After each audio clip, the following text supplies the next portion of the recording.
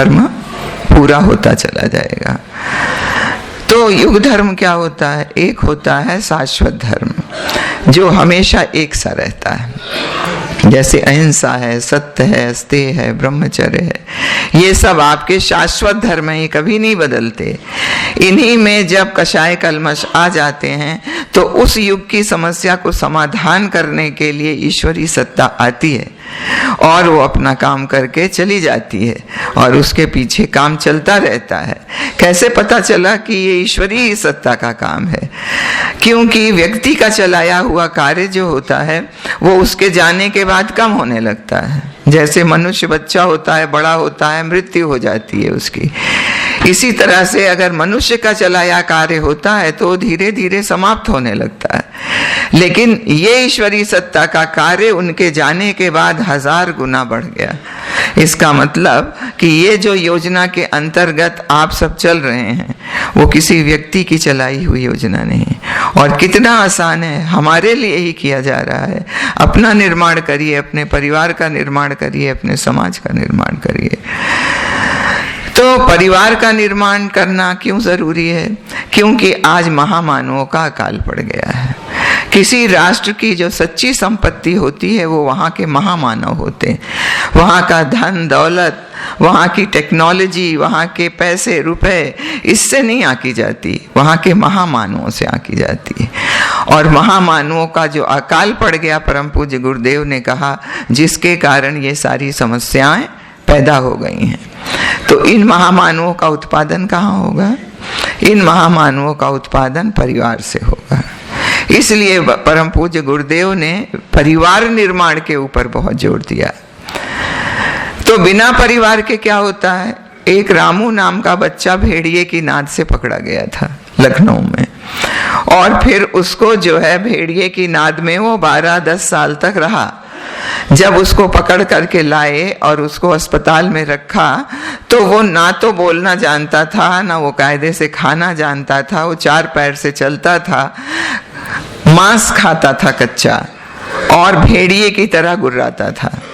बहुत कुछ करने के बावजूद मनोवैज्ञानिक, डॉक्टर सब पीछे पड़े रहे, लेकिन वो बच्चा जिंदा नहीं बचा और मर गया।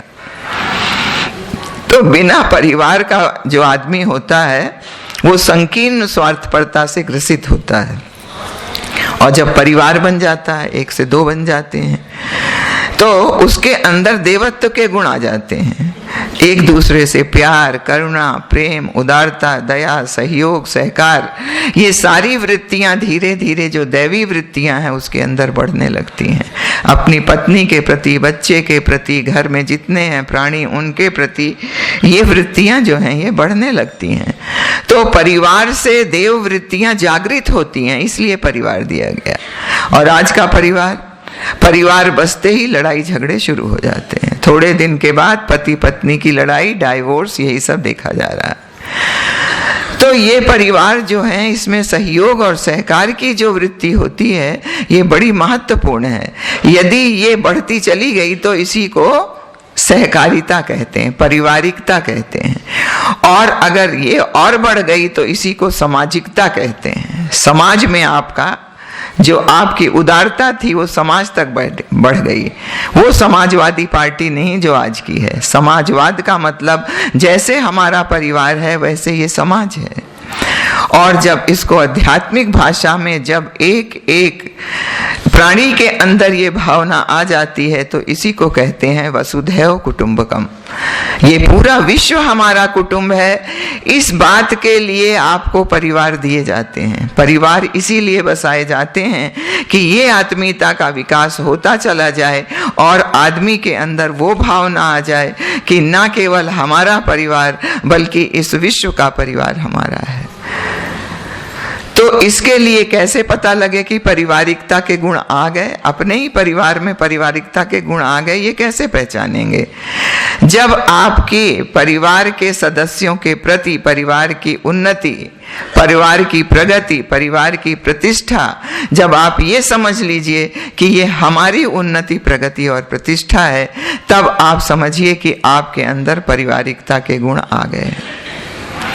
और आज भाई का लड़का, बहन का लड़का, कोई भी हो, आगे निकलता है तो हमको ईर्ष्या होने लगती है।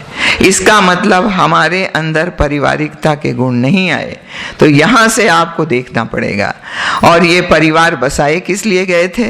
ये मौज शौक के लिए नहीं बसाए गए थे। परिवार बसाने का बहुत ही महत्वपूर्ण कारण था। सबसे पहला कारण जो आप सब जानते हैं कि एक स्थायी जगह रह के हंसी खुशी से प्रगति का मार्ग प्रशस्त कर सकें, विवेकपूर्ण नैतिक जीवन जीते हुए प्रगति का मार्ग प्रशस्त कर सकें। इसलिए ये आपके परिवार बनाए गए थे, जिसका कि पहला उद्देश्य है। अब आप समझ लीजिए कि प्रगति का मार्ग प्रशस्त करने पे खुशी से, सहयोग सहकार से हम अपने परिवार में ऐसा काम करते हैं क्या? और दूसरा उद्देश्य था इस परिवार से एक ऐसी भावी पीढ़ी का निर्माण करना जो न केवल प्रखर प्रतिभाशाली और सुयोग सुशिक्षित स्वावलंबी हो, बल्कि वो बच्चा जिसको हम दे रहे हैं, चाहे वो लड़की हो चाहे लड़का हो, वो गुणवान हो, वो चरित्रवान हो, वो शालीन हो, वो सज्जन हो, जो न केवल अपनी समस्याओं का बल्कि अपने राष्ट्र की समस्याओं के समाधान में योगदान दे सके। ये हमारा दूसरा उत्तरदायित्व था।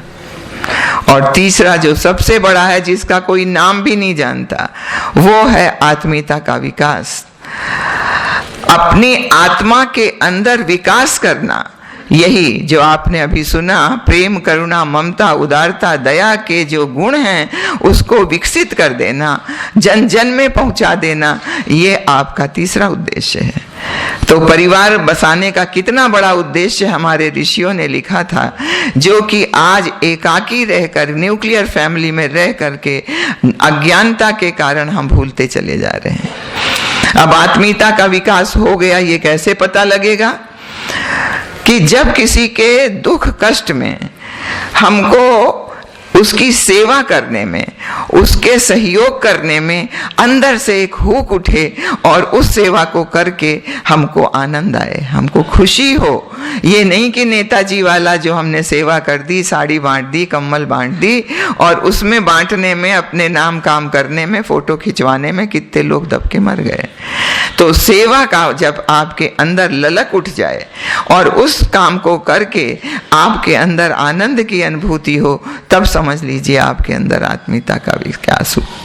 इसीलिए परिवार को दर्शन कहा गया है, जहां आत्मीयता का विकास एक एक बच्चे में, एक एक परिजनों में किया जाता है, और धीरे धीरे करते करते आदमी पूर्ण रूप से आत्मसंयमी हो जाता है, उसके ऊपर पूरा कंट्रोल हो जाता है, और वो जो चाहता है वो करने लगता है।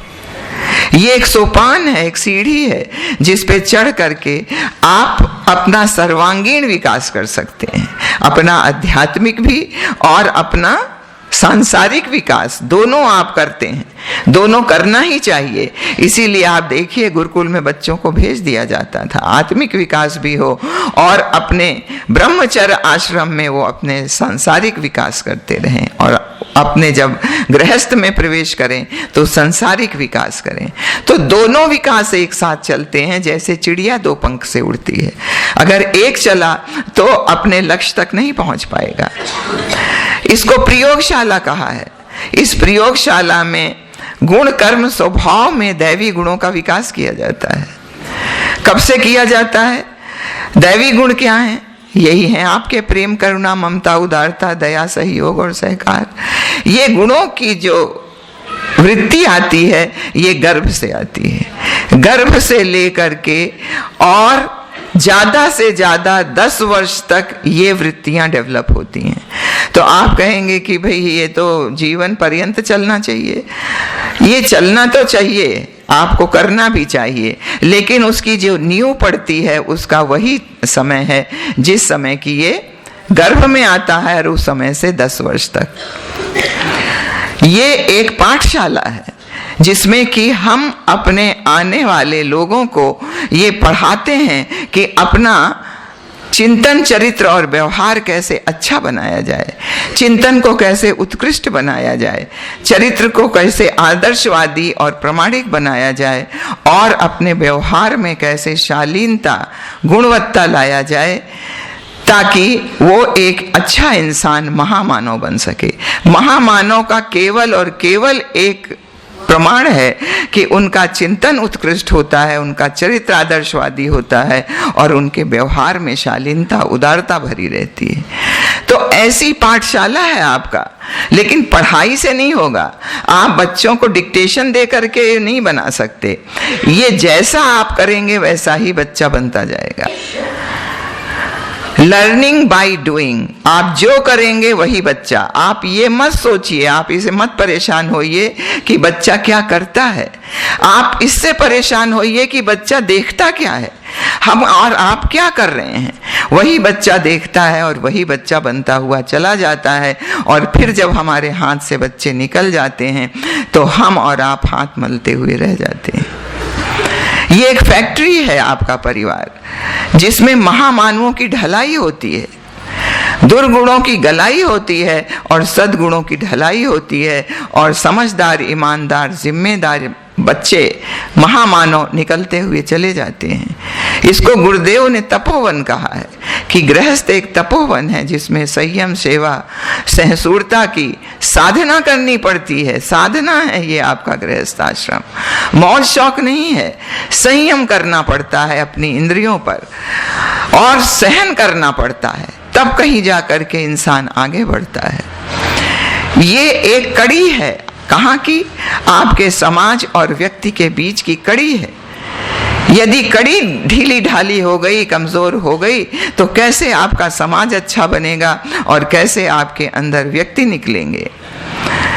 तो कहने का मतलब ये है कि अगर समाज की रीढ़ टूट गई, रीढ़ कौन है? आपका परिवार है, और परिवार आज टूट रहा है। इस टूटते हुए परिवार में सुसंस्कारिता लाने के लिए गुरुदेव ने परिवार निर्माण का इतना बड़ा कार्यक्रम चलाया है। तो इसलिए जो है, इस परिवार निर्माण में हमें क्या करना है, क्यों करना है, कैसे करना है, इसकी चर्चा आज आपसे की जाएगी। तो ये परिवार जब इतना महत्वपूर्ण है, जहाँ से नर रत्नों की खदान है, नर रत्न निकलते हैं, तो वो कौन सा आश्रम है? चारों आश्रम में सर्वश्रेष्ठ आश्रम ऋषियों ने बताया कि वो है आपका गृहस्थ आश्रम। गृहस्थ आश्रम सर्वश्रेष्ठ आश्रम है। जबकि हम आप सोचते हैं कि गृहस्थ आश्रम एक झंझट है, हमारे गले का कंटक है, हम इसमें फंस जाते हैं और हम वो कार्य नहीं कर पाते जो करना चाहते हैं। ये गलत बात है। क्यों? क्योंकि गृहस्थ आश्रम कब कंटक है? जब इसमें दो अतिवाद हैं। एक तो हम लोभ, मोह और वासना में फंसकर पतित हो जाते हैं, उसमें फंस जाते हैं, पतित हो जाते हैं। लोभ, मोह और वासना किस लिए मिली थी आपको? केवल और केवल इसलिए मिली थी कि आप लोभ नहीं रहेगा तो आप पैसा कैसे कमाएंगे, पैसा नहीं आएगा तो घर गृहस्थी कैसे चलेगी, मोह नहीं होगा तो बच्चे कैसे पलेंगे, और बच्चे नहीं पलेंगे तो कैसे हम उनको सुसंस्कारित कर पाएंगे। और वासना इसलिए थी कि आपके बच्चे पैदा हों, आप इस सृष्टि को आगे बढ़ाएं। लेकिन जैसे डॉक्टर दवा देता है, थोड़ा सा दवा खाने से तो आप स्वस्थ हो सकते हैं, लेकिन अगर सारी दवाएं, ज्यादा दवा खा लीजिए तो क्या होगा? आप बीमार पड़ जाएंगे, मर जाएंगे। इसी तरह से ये लोभ, मोह और वासना केवल उतने के लिए दिया गया था कि आप अपने उत्तरदायित्वों का, गृहस्थ आश्रम का निर्वाह कर सकें। जो तीन बातें आपको हमने बताई, केवल उस निर्वाह के लिए। लेकिन हम इसी में फंस जाते हैं, और या तो अज्ञानतावश, कायरतावश इसको छोड़ करके भाग जाते हैं घर गृहस्थी को। बहुत लोग भाग के निकल जाते हैं, अंत में फिर लौट करके आते हैं। क्यों? क्योंकि जो दोष दुर्गुण आपके अंदर है वो हर जगह रहेगा, वो गृहस्थ में भी रहेगा, और आप भाग जाएंगे घर छोड़ के, जहां रहेंगे वहीं दो आदमी मिलेंगे और वो दोष दुर्गुण आपको वहां भी नहीं रहने देंगे। तो इसलिए अपने दोष दुर्गुणों से छुटकारा पाना चाहिए, उससे भागना चाहिए, ना कि अपने घर को छोड़ के भाग जाना चाहिए। महाभारत में कहानी आती है सुधन्वा राजा की। तो सुधन्वा राजा जो थे वो बहुत ही अच्छे गृहस्थ थे और बड़े तपस्वी भी थे। तो उनकी अर्जुन से किसी बात पे लड़ाई छिड़ गई और अर्जुन के सारथी बने भगवान कृष्ण। लड़ाई कई दिनों तक चलती रही, जब नहीं समाप्त हुई तो भगवान कृष्ण ने कहा कि अब 3 तीर पर आपकी जो लड़ाई है उसका निर्धारण कर दिया जाएगा। तो ठीक है, कहा गया। पहला तीर चला तो भगवान कृष्ण ने कहा कि इसमें मेरी वो शक्ति लग जाए जो हमने कभी द्रौपदी की लाज बचाने के लिए, उसकी चीर को बढ़ाने के लिए मैंने अपनी शक्ति लगाई थी। तो सुधन्वा ने कहा मेरी तीर पे मेरी वो शक्ति लग जाए जो मैंने एक पत्नी व्रत धर्म का पालन किया हो और हमेशा अपनी इंद्रियों को कंट्रोल में रखा हो, तो वो इसमें लग जाए। पूर्ण संयमी हो करके मैंने अगर पत्नी व्रत धर्म का पालन किया हो तो वो शक्ति लग जाए। दोनों तीर चले और आकाश में लड़कर धराशायी हो गए। फिर भगवान कृष्ण ने वो तीर पर अपनी शक्ति लगाई कि कभी मैंने गज को ग्राह से बचाया हो, ग्वाल बालों को डूबने से बचाया हो गोवर्धन उठा के, तो वो शक्ति लग जाए। तो सुधन्वा ने अपनी वो शक्ति लगाई कि यदि मैंने पूर्ण रूप से अपने गृहस्थ का पालन करते हुए अपने बाल बच्चों को पूर्ण रूप से राष्ट्र के लिए, उनके अंदर सुसंस्कारिता, परिवार में सुसंस्कारिता लाने के लिए मैंने अपने पारिवारिक धर्म का निर्वाह किया हो, तो वो शक्ति लग जाए। और दोनों तीर चले धराशायी हो गए। फिर भगवान कृष्ण ने वो शक्ति लगाई कि यदि मैं इस पृथ्वी पर जब जब आया हूं और तब तब मैंने इस पृथ्वी के उद्धार करने के लिए जो शक्ति लगाई थी वो पुण्य मेरा लग जाए। तो सुधन्वा ने क्या कहा? उसने कहा यदि मैंने अपने जीवन में एक क्षण भी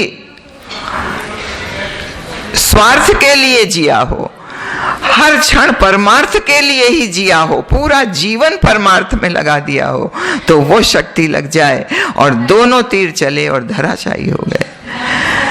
तो भगवान कृष्ण ने कहा, उसका पीठ ठोकी सुधन्वा राजा की और कहा कि एक गृहस्थ, सदगृहस्थ जो अपने उत्तरदायित्व का पालन करता है वो किसी भी तपस्वी से कम नहीं होता। आप समझ लीजिए जिस गृहस्थ आश्रम में हम और आप चल रहे हैं उसमें कितनी बड़ी शक्ति है कि भगवान की शक्ति के बराबर उसमें शक्ति आ जाती है।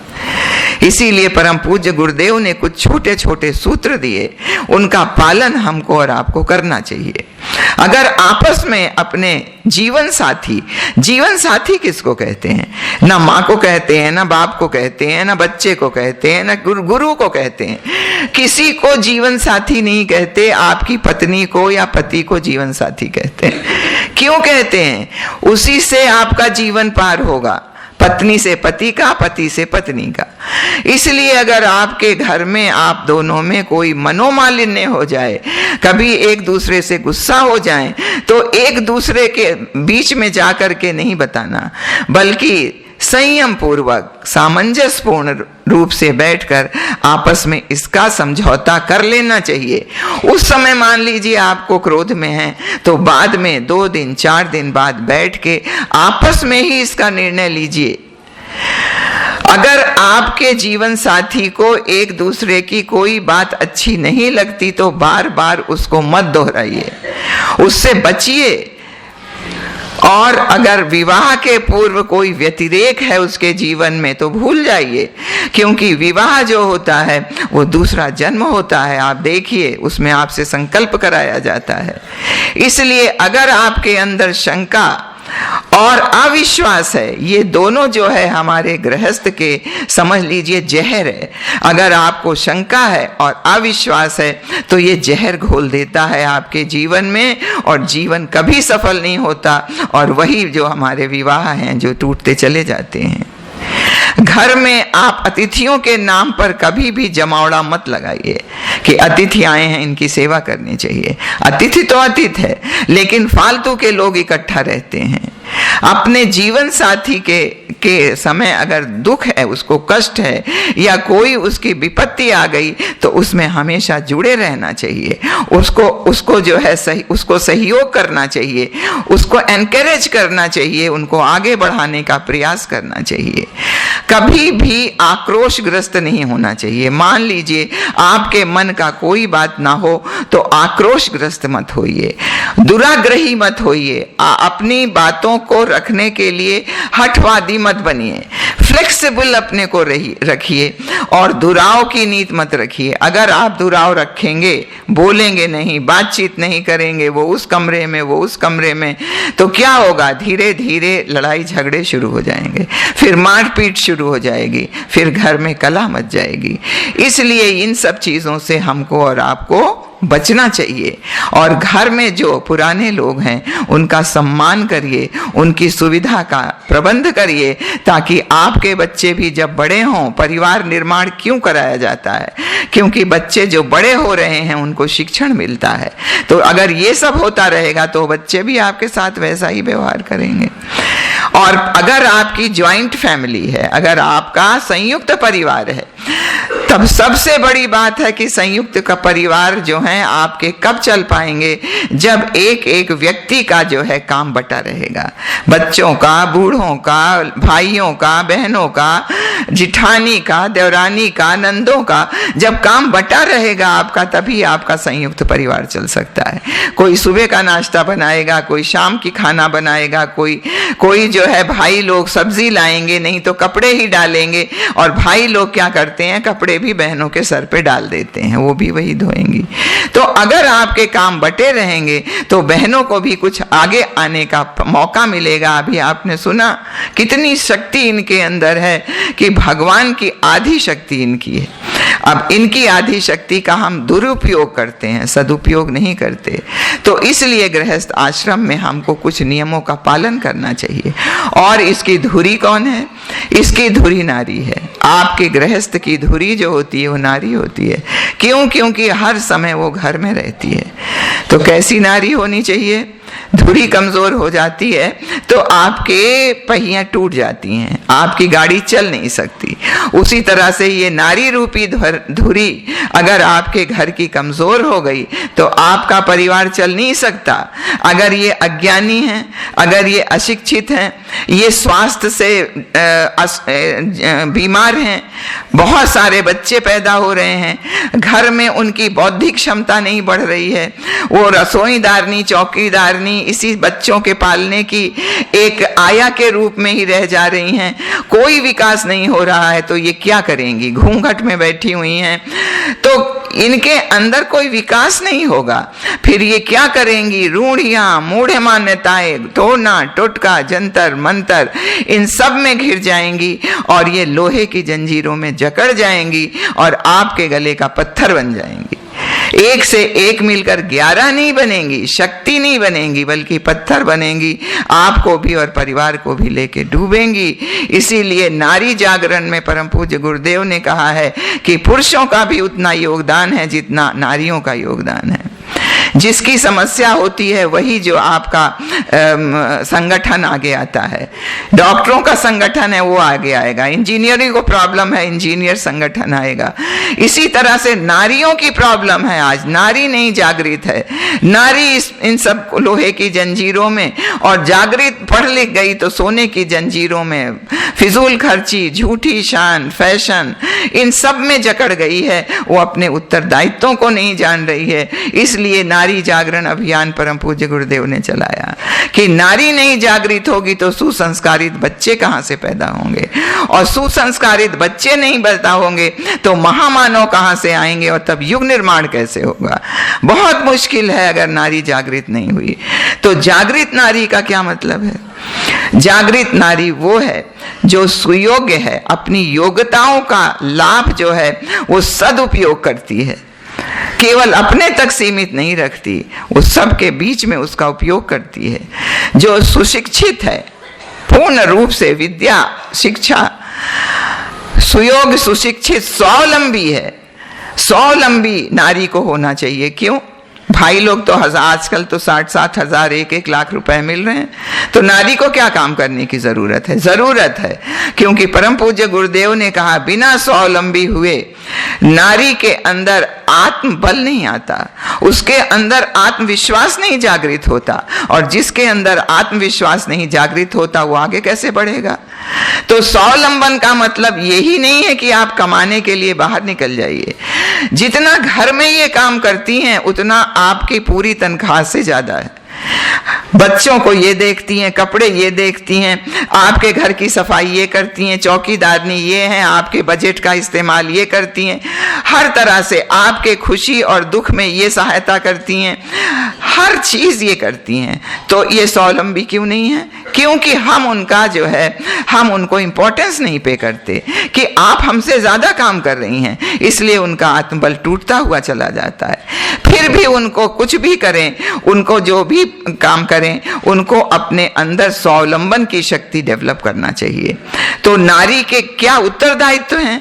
परम पूज्य गुरुदेव ने कहा कि नारी के जो उत्तरदायित्व हैं, सबसे पहले परिवार में शालीनता और सुसंस्कारिता का वातावरण बनाना।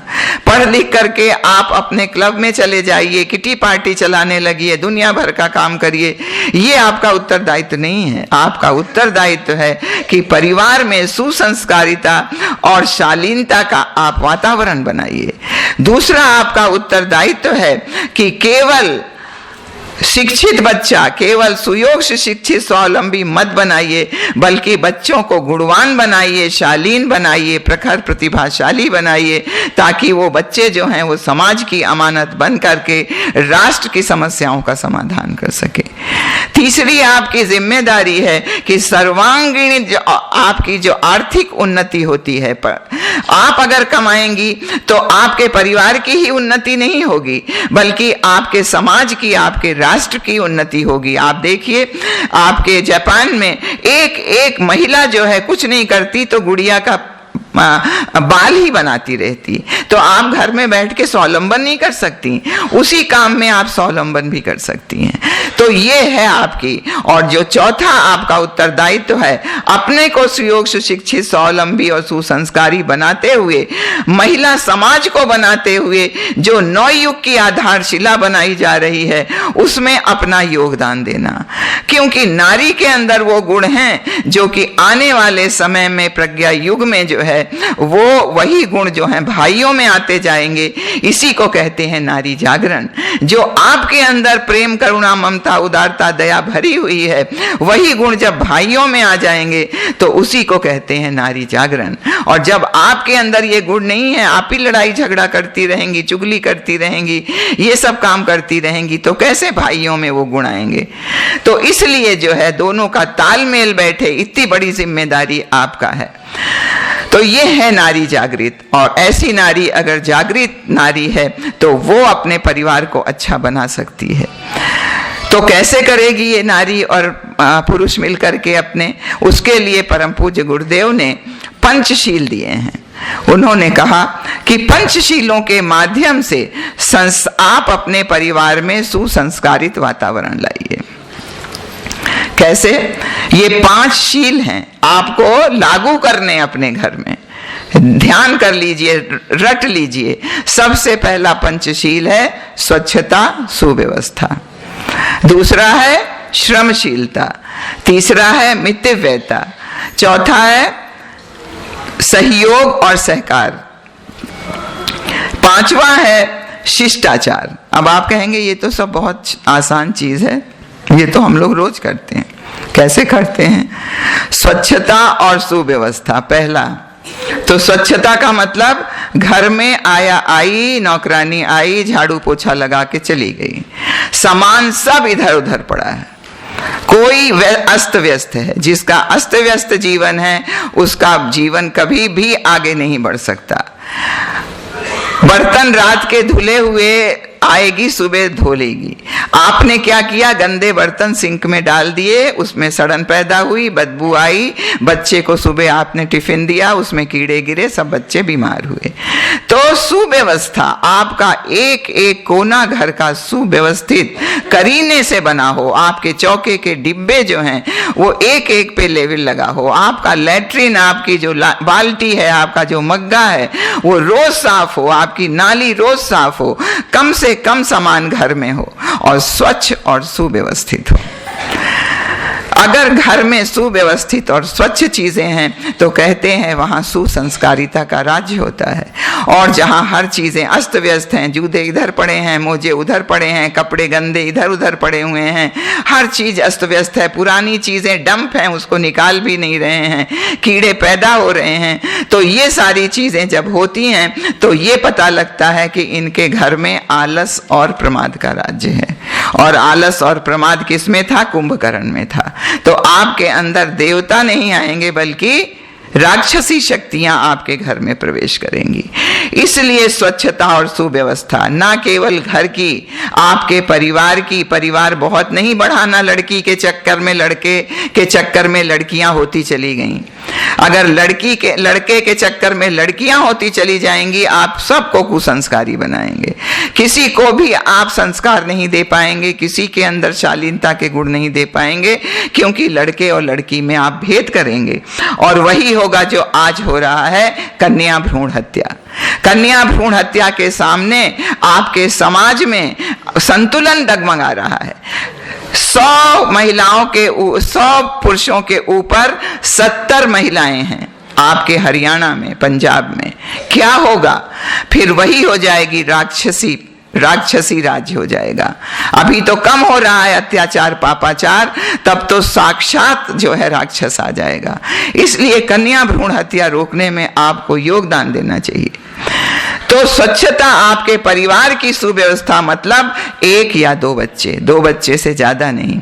आपके बुद्धि की सुव्यवस्था, हर चीज को सुव्यवस्थित, पैसे को कब कहाँ खर्चा किया जाए, कितना खर्चा किया जाए, किस काम के लिए खर्चा किया जाए, ये सारी सुव्यवस्था। परम पूज्य गुरुदेव ने लिखा है कि आज की अगर लक्ष्मी का हमें फोटो बनाना हो तो हम तो उसमें लिखेंगे कि एक हाथ में उसके सुई धागा होना चाहिए, एक हाथ में कन्नी होनी चाहिए, एक हाथ में प्लम्बिंग का सामान होना चाहिए और एक हाथ में झाड़ू होना चाहिए। जो महिला इतना काम करती है वो आज गृह लक्ष्मी है। क्यों? आज हर आदमी एक दूसरे के ऊपर डिपेंड कर रहा है। तो ऐसा हमारा परिवार होना चाहिए, स्वच्छ और सुव्यवस्थित। एक बार गांधी जी से एक बच्चा गया उनके यहाँ, उस समय स्वतंत्रता संग्राम में महात्मा बनने, जैसे आप लोग यहाँ आए हैं और एक अच्छे इंसान बनने, वैसे वो महात्मा बनने चला गया। जब उसका टाइम पूरा हुआ तो महात्मा जी के पास गया वो, गांधी जी के पास, और बोला कि महात्मा जी आपसे हमें कुछ कहना है। तो गांधी जी चलते चलते बोलते थे, टहलते टहलते सुबह। तो उसने कहा कि आप जो हैं हम तो महात्मा बनने आए थे, आपने तो महात्मा बनाया नहीं और केवल आपने यहाँ पे लैट्रिन साफ करने का काम दिया, जैसे यहाँ पे हम लोग झाड़ू लगाते हैं 3 से 4 के बीच में। तो वो लैट्रिन ऐसी नहीं थी, वो बम पुलिस वाली जिसमें एक पॉट होता है, तो उसको इतना साफ करना पड़ता था कि उसी में लैट्रिन जाइए और उसी में खाना खाइए। क्यों?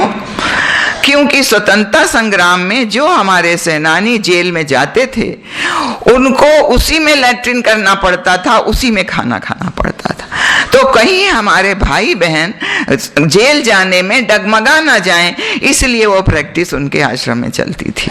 तो ये है स्वच्छता।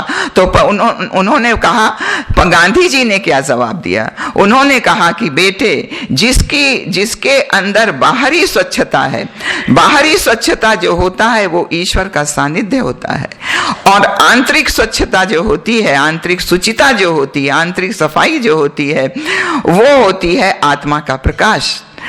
तो तुम्हारी जो स्वच्छता और सुव्यवस्था तुमने सीखा, उससे तुम्हारा दृष्टिकोण सुव्यवस्थित हो गया, और जिसका दृष्टिकोण सुव्यवस्थित हो गया वही महामानव बनता है और वही जो है महात्मा बनता है। तो इसलिए स्वच्छता और सुव्यवस्था यदि आपके घर में नहीं रही तो आपके बच्चे भी वैसे अव्यवस्थित, अस्वच्छ, अंदर से गंदे, बाहर से गंदे, विचार गंदे, बाहर से कपड़े पहन लिए तो विचार गंदे, तो आप कब चाहेंगे कि आपका बच्चा ऐसा बन जाए? इसलिए घर में स्वच्छता और सुव्यवस्था रहता है तो बच्चे की पर्सनालिटी जो है वो अच्छी बनती चली जाती, अपने आप व्यक्तित्व का विकास, वहां पढ़ाया नहीं जाता, वहां अपने आप विकसित होता है। और दूसरी है श्रमशीलता।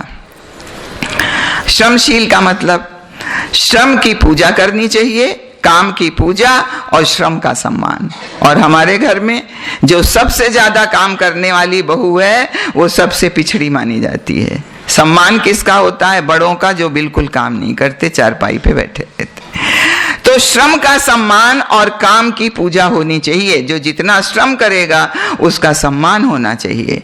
गुरुदेव ने कहा काम की अधिकता से नहीं, उसे भार समझकर करने से थकता है। आप काम से नहीं थकते, आप काम करते रहिए। देखिए कपड़े बेचने वाले सुबह से लेके रात में 11 बजे तक बैठे रहते, नहीं थकते। क्यों? क्योंकि काम की अधिकता नहीं उनको पता चलती, उसको भार समझकर, अगर उसको हल्का समझकर करते हैं। और हम भार समझकर पूजा करेंगे, जप करेंगे और उसी में सोने लगेंगे, मन नहीं लगेगा, सब कुछ होगा। तो इसलिए जो है काम की अधिकता से नहीं, उसको भार समझकर करने से होता है। और श्रम के साथ आपका पैसा समय लगा हुआ है। जितना समय आप लगाएंगे उतना आप श्रम कर पाएंगे। और समय ही जीवन है। तो समय जीवन है, तो जो समय गंवाते हैं टीवी देखकर, पिक्चर देख के, घूमकर, आवारागर्दी में और नशेबाजी में जो समय गंवाते हैं, इसका मतलब वो अपने जीवन से प्यार नहीं करते। और जीवन से प्यार नहीं करते तो भगवान का दिया हुआ ये समय है, भगवान कभी नहीं उनको छोड़ता। और आलस और प्रमाद आपके सबसे नजदीकी वैसा है जैसे घुन कपड़े को खा जाता है, वैसे ये आलस और प्रमाद आपको खा जाता है। जो आलसी होता है उसको आत्म प्रताड़ना होती है। और लोग भर्सना करते हैं, दिन भर सोता रहता है, कुछ नहीं करता, बिल्कुल दूसरों के ऊपर डिपेंड करता है, पैरासाइट है, दूसरों का खाता रहता है। तो जब तक श्रम ना हो तब तक खाना पाप कहा जाता है। इसीलिए आप देखिए राजा जनक हल चलाते थे और क्वीन विक्टोरिया जो थी वो कपड़े सिलती थी, नसरुद्दीन शाह जो थे वो टोपी सिलते थे, महात्मा गांधी चरखा चलाकर अपना काम करते थे, और आपके विनोबा भावे चक्की चलवाते थे, खुद चलाते थे और तब वो खाते थे। बिना श्रम का खाना जो खाता है वो पाप करता है। अनटिल अनलेस वो इतना अपाहिज हो गया कि वो कुछ कर ही नहीं सकता, ना बैठ के कर सकता है ना चल के कर सकता है। तो इसलिए श्रमशीलता जो है उसके लिए क्या करना चाहिए? हमें अपना दैनिक दिनचर्या बना के रखनी चाहिए। पूरी सुबह से शाम तक हमारी दिनचर्या व्यस्त होनी चाहिए और तभी आदमी मस्त रहेगा। तो दिनचर्या में आप अपने सांसारिक चीजों को भी लीजिए और अपनी आत्मा के भोजन के लिए भी समय निकालिए कि आपका 1 घंटे 2 घंटे उसके लिए भी निकल जाए। गुरुदेव कहते थे आप ऐसे व्यस्त नहीं हैं कि आपका ऑफिस है और आप खाते हैं, बच्चों को पढ़ाते हैं और सब्जी लाते हैं। आप व्यस्त नहीं हैं, आप अस्त व्यस्त हैं। आपने अपने जीवन को, काम को डिवाइड नहीं किया। एक से एक बड़ी पोस्ट पर बैठे हुए डायरेक्टर जनरल जो होते हैं वो जब अपना समय निकाल लेते हैं तो आप क्यों नहीं निकाल सकते? जब हमारे बड़ी बड़ी पोस्ट पे काम करने वाले कार्यकर्ता भाई बहन अपना समय निकाल लेते हैं, अपने बच्चों को पढ़ा लेते हैं, अपने सारे घर गृहस्थी का काम जिम्मेदारी पूरी करके शांति कुंज आकर के समर्पित हो जाते हैं, तो आप अपने घर में 2 घंटे भगवान के कार्य के लिए क्यों नहीं निकाल सकते? निकाल सकते हैं। आपका जीवन अस्त व्यस्त है, इसलिए अपने जीवन को सुबह से लेके शाम तक जो बहनें घर में ही जुटी रहती हैं उनका बहुत बड़ा उत्तरदायित्व है कि वो अपने महिला जागरण के लिए अपना 2 घंटे का समय निकालें, झोला पुस्तकालय चलाएं, महिला मंडल चलाएं, कुछ करिए। आप जितने कार्यक्रम यहाँ दिए गए हैं, यदि आप उस काम को नहीं करती तो आप अपने उत्तरदायित्व का निर्वाह नहीं करती, क्योंकि उत्तरदायित्व के निर्वाह में समाज भी आता है जिसका एक बहुत बड़ा कर्ज हमारे ऊपर है। तो ये है आपका श्रमशीलता। कोई भी काम प्रतिष्ठा का प्रश्न बनाकर शुरू करिए, धीमी गति से मत करिए, पूरे मनोयोग से करिए। अगर बीच में उठना है तो अस्त व्यस्त छोड़कर मत उठिए, उसको सुव्यवस्थित करके उठिए। नहीं तो आपके बच्चा जो है खेल रहा है, पढ़ रहा है, जैसे उसके खेलने का टाइम होगा सब बिखरा के चल देगा और आपको काम करना पड़ेगा। उसके अंदर भी ये सुव्यवस्था के गुण नहीं आएंगे। बच्चों को वो कहानियां सुनाइए जो कि समय की और जो कि आपके श्रमशीलता वाली कहानियां उनको सुनाइए, ताकि उन बच्चों के अंदर अभी से ही गुण आने लगे। तो ये है आपकी श्रमशीलता। वो नहीं है कि आप पूरे दिन लगे हुए हैं और श्रमशीलता हो गई, पूरे दिन हमने फावड़ा चलाया बस हो गई श्रमशीलता ना। जब तक आप इतना काम नहीं करेंगे सुबह से शाम तक का, तब तक श्रमशील नहीं बन सकते आप। तीसरा है मितव्ययता, बचत करना। तो बचत एक तो इंद्रियों की हो गई आपकी, 5 इंद्रियां हैं, 5 इंद्रियों की बचत करिए। गृहस्थ आश्रम में इंद्रियों की तो बचत करनी है, तभी तो आप अपने लक्ष्य तक पहुंचेंगे, नहीं तो खोखले होते चले जाएंगे, जैसे चलनी में दूध दुहा जाता है। तो इसलिए जो है मितव्ययता, एक तरफ इंद्रियों की, दूसरी तरफ पैसे की। औचित्यपूर्ण विवेकपूर्ण कार्य में खर्च करने का नाम है मितव्ययता। ये नहीं कि आप सारा पैसा बचत कर लीजिए, उसको कहते हैं कंजूस। तो कंजूस नहीं बनना है, हमको विवेकपूर्ण औचित्यपूर्ण कार्य में खर्च करना है। सब अपने ऊपर खर्च कर लेना उसको अपव्यय कहते हैं, फिजूल खर्ची कहते हैं। और विवेकपूर्ण कार्य में खर्च करने के लिए वो एक दान कहते हैं, और दान ही आत्मा का भोजन है जो आप दान करते हैं। तो जो, और इसका मतलब ये नहीं कि आप सब दान कर दीजिए, बचत करिए, लेकिन विवेकपूर्ण कार्य में खर्च भी करिए। और जो बचत आए उसको क्या करें, बचत आया हुआ अपने विपरीत परिस्थितियों के लिए थोड़ा बहुत रख लीजिए।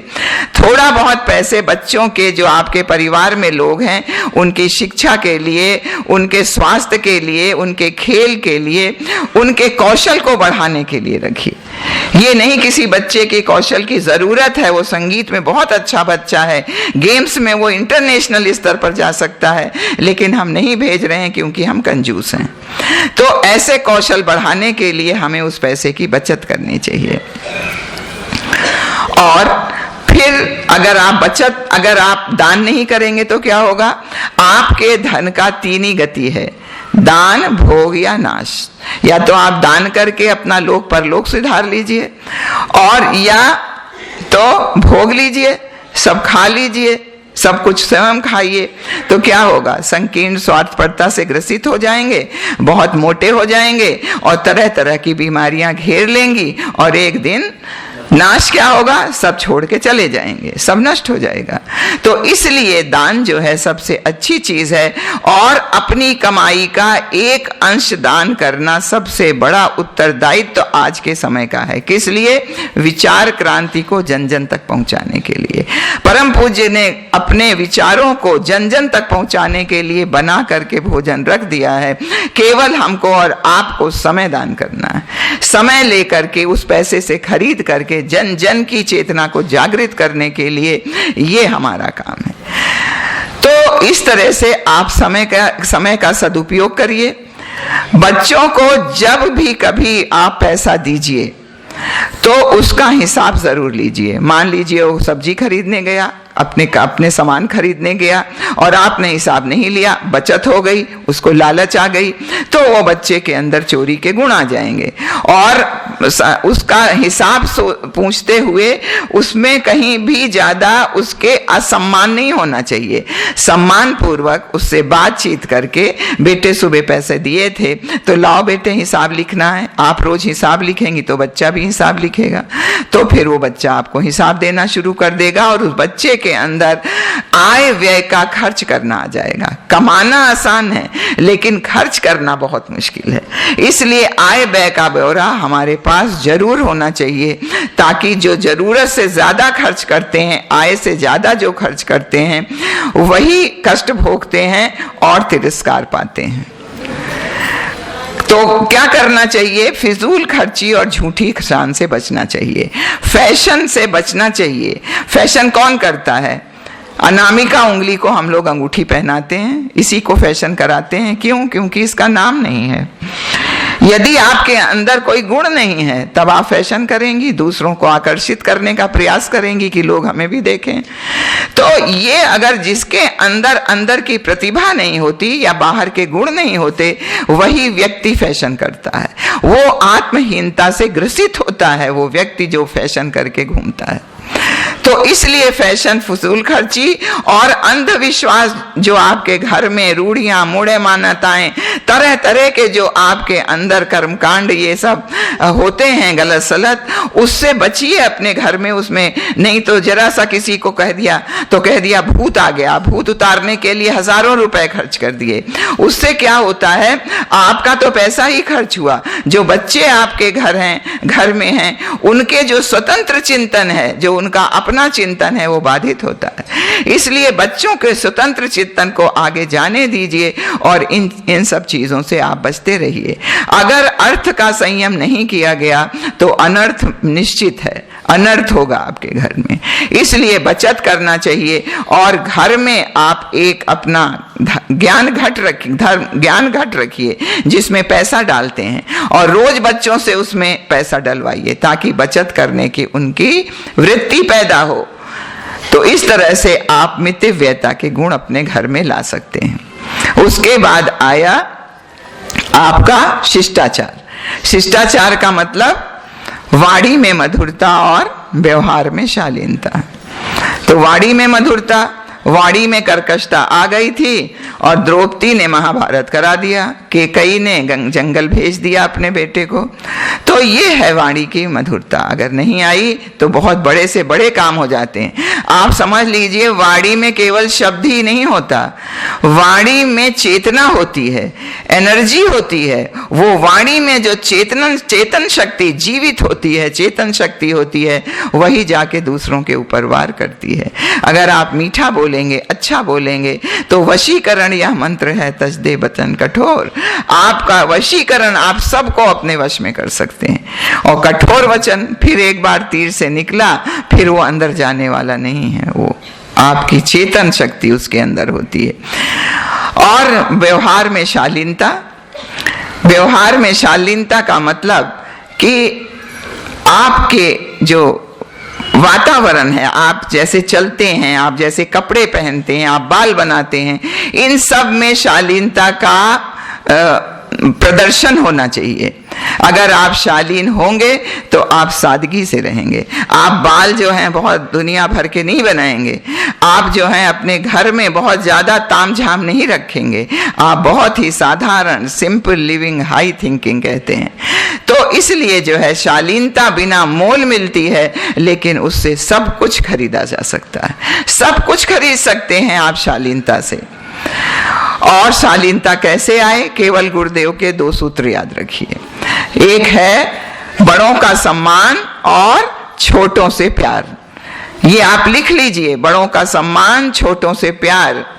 और दूसरों के साथ वह व्यवहार ना करें जो हमें अपने लिए पसंद नहीं।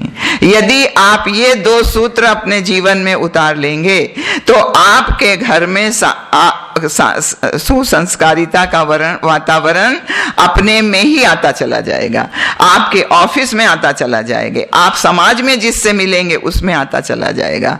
केवल गुरुदेव के ये 2 सूत्र अपने पास रख लीजिए, डायरी में, अपने पॉकेट में, रोज उसको पढ़िए। तो ये 2 गुण जो हैं ये आपके घर में भी अच्छा वातावरण बनाएंगे और हर जगह ये वातावरण बनाएंगे। अपने घर में ऐसे चित्र टांगिए, महामानवों की अच्छी अच्छी सीनरी टांगिए, ताकि आपके घर में शालीनता का वातावरण हो। किसी फिल्म स्टार का, किसी बिना कपड़े वाले का, किसी की बॉडी बिल्डिंग का, और ऐसे चित्र मत टांगिए कि बच्चों के अंदर वो भावना बचपन से ही मिलती चली जाए। तो इस तरह से अपने घर में आस्तिकता का वातावरण भी बनाइए। क्यों? क्योंकि सुसंस्कारित घरों में ही सुसंस्कारित शालीन बच्चे, गुणवान बच्चे पैदा होंगे। और वो सुसंस्कारित घर वो हो सकता है जिसमें सद्भावनाओं का, आत्मीयता का और सहयोग और सहकारिता का की रीत नीति अपनाई जाती है।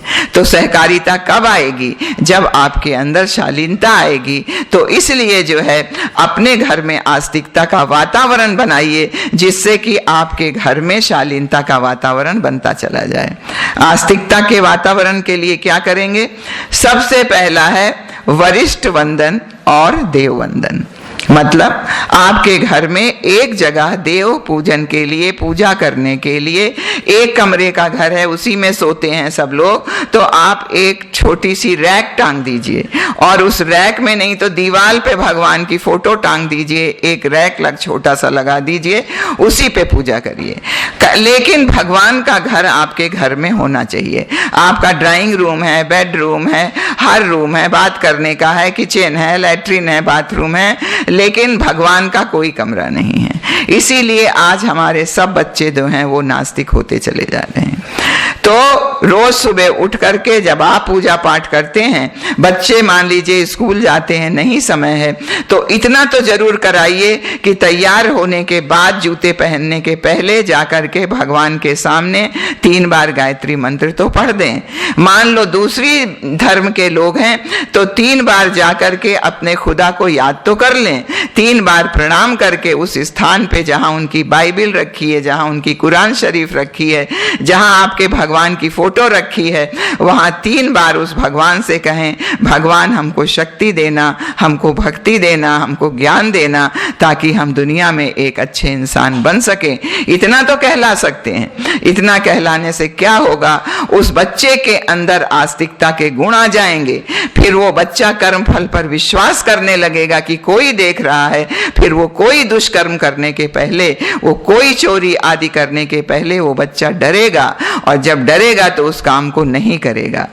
और उस बच्चे के अंदर अपने परिवार के प्रति निष्ठा, राष्ट्र के प्रति निष्ठा और समाज के प्रति वो बच्चा निष्ठावान होता चला जाएगा। केवल आप ये करते हैं और उस बच्चे के संस्कार डाल देते हैं देववंदन के।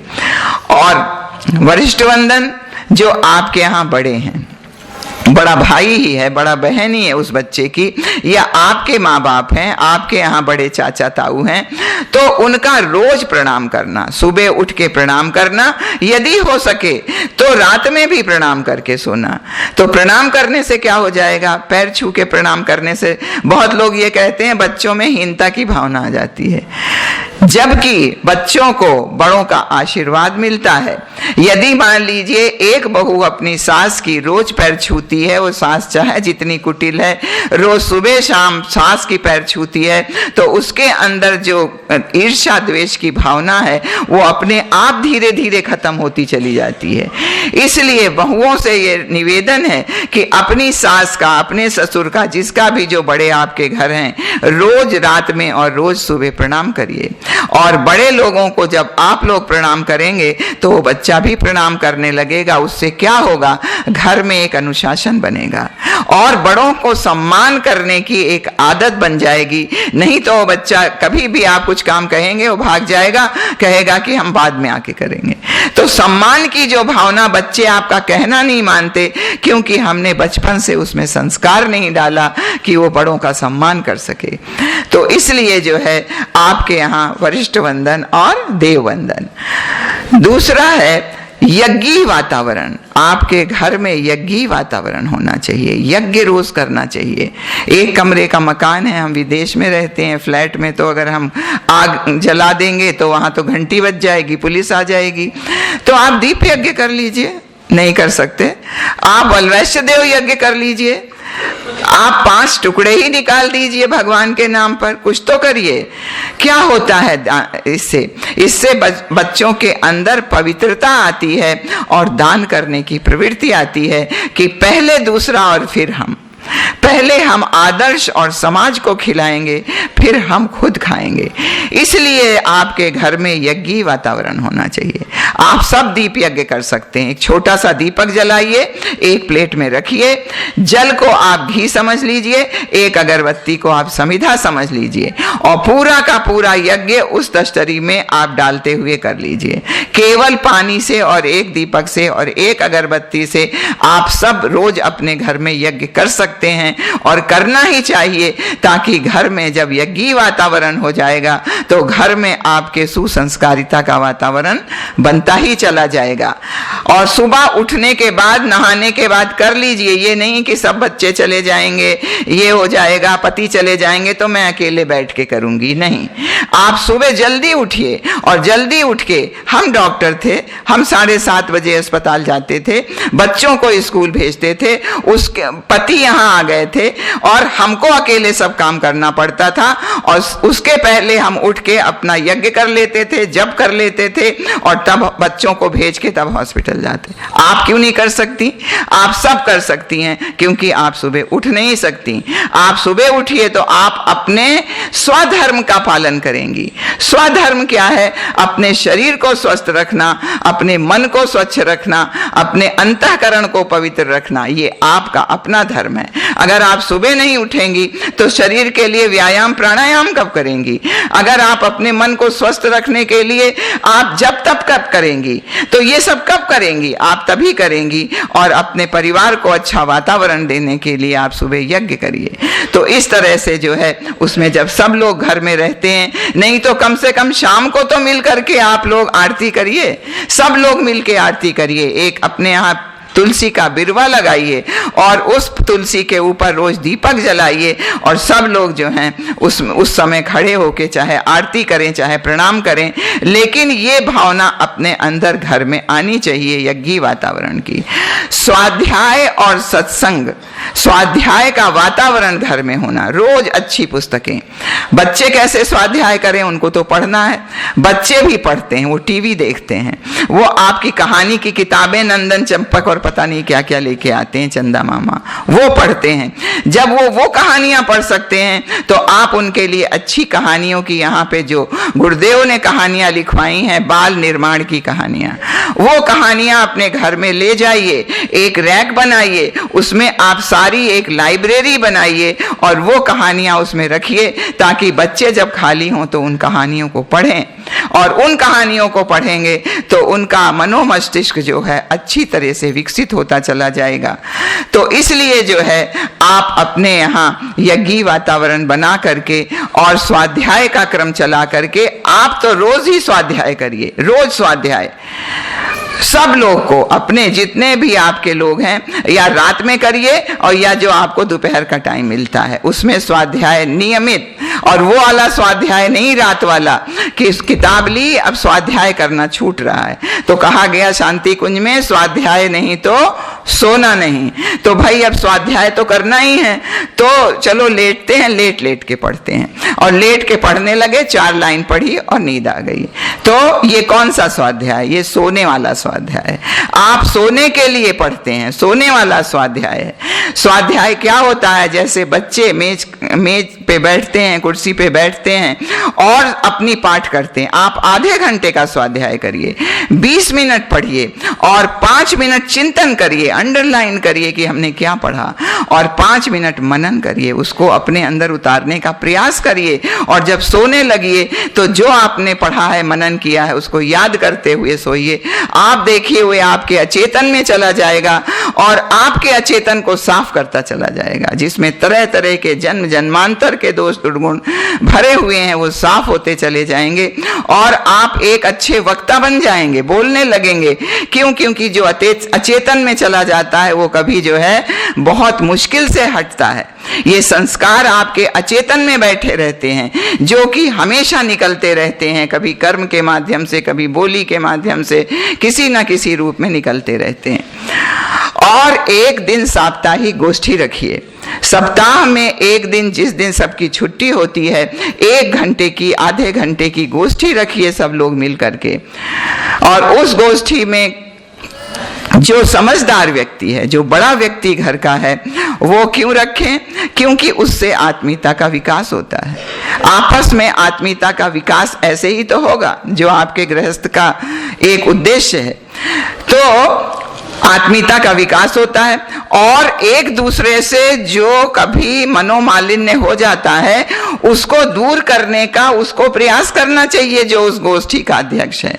कि भाई क्या हुआ, मान लीजिए आपकी बहू आई घर में, आप ज्यादा पढ़ी लिखी नहीं हैं, उसने कभी आपसे बदतमीजी कर दी, तो उस गोष्ठी में आप कह सकती हैं कि बेटे उस दिन तुमने ऐसी बात कह दी थी, तो हमारे अंदर क्या कमी थी जो ऐसी बात तुम्हारे अंदर से निकली।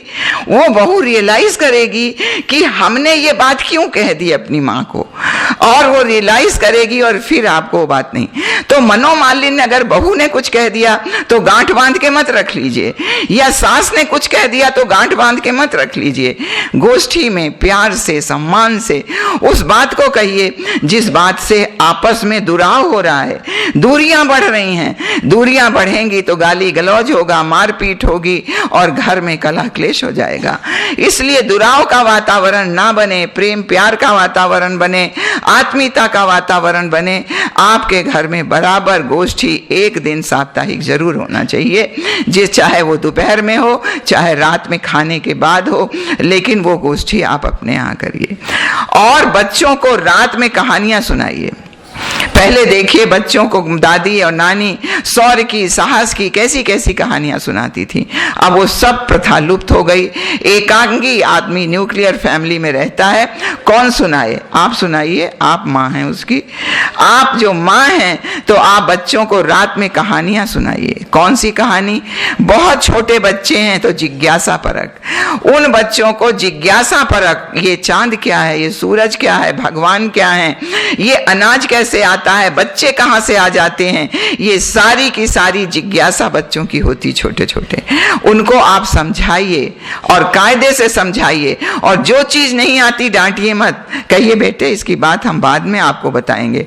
और अगर आपने उससे कह दिया कि बाद में बताएंगे तो आप उससे मुकरिए मत, उसको जरूर बताइए, नहीं तो समझ जाएगा कि मेरी मम्मी झूठ बोलती हैं। तो आपकी झूठी भी ना बने और आपका सम्मान भी होता रहे, और बच्चों के कोमल मन पर सुसंस्कारों की छाप भी पड़ती रहे। इसलिए बच्चों की जिज्ञासाओं का समाधान करिए।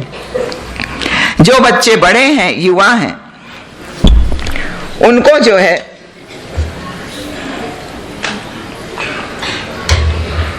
शौर्य साहस की, मानवीय मूल विकसित कैसे हो, उन कहानियों की, ये कहानियां उनको सुनाइए। तो उससे क्या होगा, बच्चे के अंदर अच्छे गुण आते जाएंगे। और जो बूढ़े लोग हैं वो आपसे लड़ते ही ना रहें, कुछ कुछ बकबक भी ना करते रहें, अच्छी चीजें उनके अंदर जाएं, तो उनको भी सुनाते रहिए। कौन सी? धार्मिक ऐसे कहानियां सुनाइए। तो इससे क्या होगा, आपके घर में आस्तिकता का ही नहीं, शालीनता का, शिष्टाचार का वातावरण बन जाएगा। और आपके घर में जब शालीनता, शिष्टाचार, सहयोग, सहकार, तो बच्चे अपने आप डेवलप होते जाएंगे। इसी को कहा है लर्निंग बाय डूइंग। अब लास्ट में है सहयोग और सहकार। सहयोग और सहकार की वृत्ति आनी चाहिए। एक दूसरे को सहयोग करिए और एक दूसरे से सहकार करिए, मिलजुल कर काम करिए, मिल बांट कर खाइए, कोई भी आदान प्रदान करते रहिए चीजों का। बहुत महंगी नहीं, आप एक फूल ही देते रहिए किसी के जन्मदिन, आदान प्रदान करिए। तो आदान प्रदान को अपना एक स्वभाव बनाना चाहिए। तो ये आप अगर करेंगे तो सहयोग और सहकार की वृत्ति जो है वो डेवलप होती चली जाएगी। क्या होता है इससे फायदा? एक दूसरे से सीखने को मिलता है, आत्मीयता बढ़ती है, और जो किसी को ज्यादा आता है वो आप सीख सकते हैं, मनोमालिन्य दूर होता है। तो इस तरह से जो है सहयोग और सहकार की वृत्ति से आप मजबूत होते जाते हैं। एक कहानी वंदनिया माता जी सुनाती थी कि एक बार इन 5 उंगलियों में लड़ाई हो गई। उन्होंने कहा कि हम कोई काम आपके साथ नहीं करेंगे। तो उस आदमी ने कहा अच्छा ठीक है, छोटी उंगली से कहा कि आप लड्डू बनाना है, आप अकेले बना लीजिए। वो नहीं बना। उसने, आप क्यों बहुत इम्पोर्टेंट हैं, आप क्यों इम्पोर्टेंट हैं, आप छोटी उंगली हैं तो भी क्यों आप कह रही हैं हम सबसे बड़े हैं। उसने कहा हम इसलिए इम्पोर्टेंट हैं कि इस पे जो है भगवान कृष्ण ने गोवर्धन को धारण किया था, इसलिए मैं सबसे बड़ी हूं। फिर इंडेक्स फिंगर आई, फिर उसने कहा कि हम तो इसलिए बड़े हैं क्योंकि हम सबको चंदन लगाते हैं और दूसरों को उठाने का काम करते हैं, इसलिए मैं बड़ी हूं। फिर आपकी बीच वाली उंगली आई, उसने कहा मैं तो बड़ी हुई हूं, देखने में ही बड़ी लग रही हूं, इसलिए मैं बड़ी हूं। फिर आपकी ये वाली उंगली आई, जब इंडेक्स फिंगर आई तो उससे पूछा गया आप क्यों बड़ी हैं, तो उन्होंने कहा क्योंकि इस पे जो है सुदर्शन चक्र धारण किया था भगवान ने, इसलिए मैं बड़ी हूं। तो फिर अंगूठे का नंबर आया। अब सब सोचने लगी कि ये क्या कहेगा, इसको तो कुछ नहीं मालूम। तो उन्होंने कहा कि जब बहुत बड़ी रजिस्ट्री होती है, घर की रजिस्ट्री होती है, बड़े इंपॉर्टेंट डॉक्यूमेंट साइन होते हैं, विदेश जाना होता है, तो मेरा ही अंगूठा लगता है और किसी का नहीं लगता। तो उसने कहा कि अच्छा ठीक है, आप अलग अलग लड्डू बना लीजिए। तो अलग अलग लड्डू नहीं बना। तो उन्होंने कहा अच्छा मिलके बना लीजिए। तो जब सब पांचों मिल गए तो लड्डू बनने लगे फटाफट। जब लड्डू बन गया तो ये है आपके सहयोग और सहकार की वृत्ति। अगर घर में सब अलग अलग रहेंगे तो कभी भी तरक्की नहीं हो सकती, ना आध्यात्मिक और ना भौतिक। इसलिए मिलजुल कर रहना चाहिए। और ये पंचशील अगर आप अपने घर में लागू कर लेते हैं तो आपका परिवार निर्माण हो जाएगा, और परिवार निर्माण से व्यक्ति निर्माण होगा, और उसी परिवार से धीरे धीरे समाज निर्माण हो जाएगा। और उस महाकाल के कार्य में, उस भगवान के कार्य में आपका योगदान हो जाएगा। कैसे?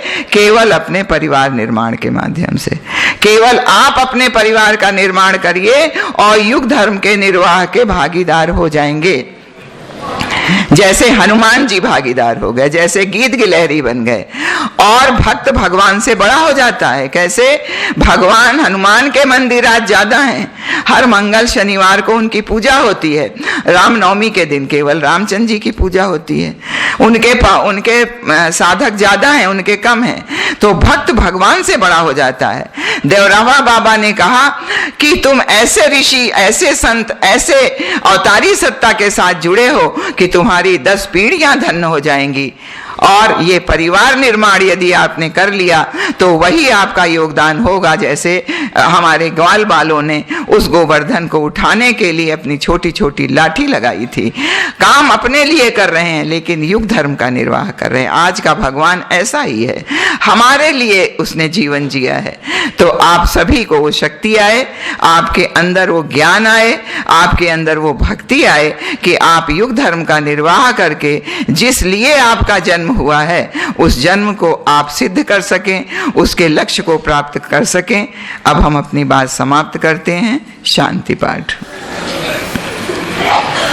ओम देव शांति, अंतरिक्ष गुं शांति, पृथ्वी शांतिरापः शांतिरोषधयः शांति, वनस्पतयः शांतिर्विश्वे देवा शांति, ब्रह्म शांति, सर्व